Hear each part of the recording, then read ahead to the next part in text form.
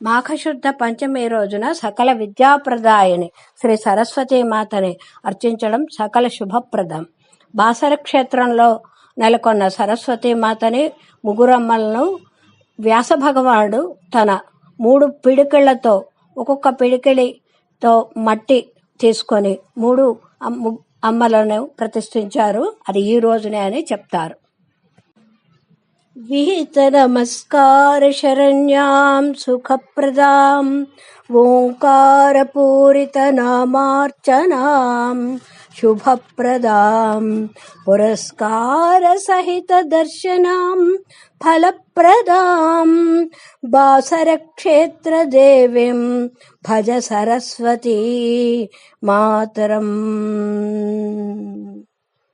నమోస్తు వేదవ్యాస నిర్మిత ప్రతిష్ఠితాయై నమోస్తు మహాలక్ష్మీ మహాకాళీ సమేతాయై నమోస్తు అష్టతీర్థ జల మహిమాన్వితాయై నమోస్తు బాసర క్షేత్రే విలసితాయై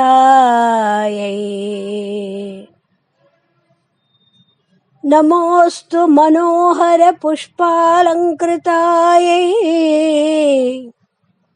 నమోస్తు జ్ఞానమూలాయై జ్ఞానగమ్యాయై నమోస్తు గురుభక్తి రహస్య ప్రకటితాయై నమోస్తు బాసర క్షేత్రే విలాసితాయై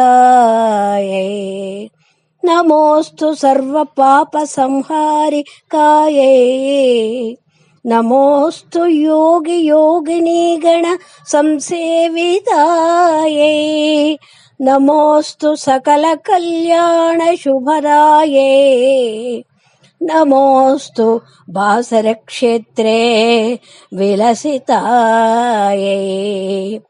రామదాసేన విరచితమిదం పఠతే భక్తిమాన్ నరః విద్యాం శ్రేయో విపుల సౌఖ్యం ప్రాప్నోతి.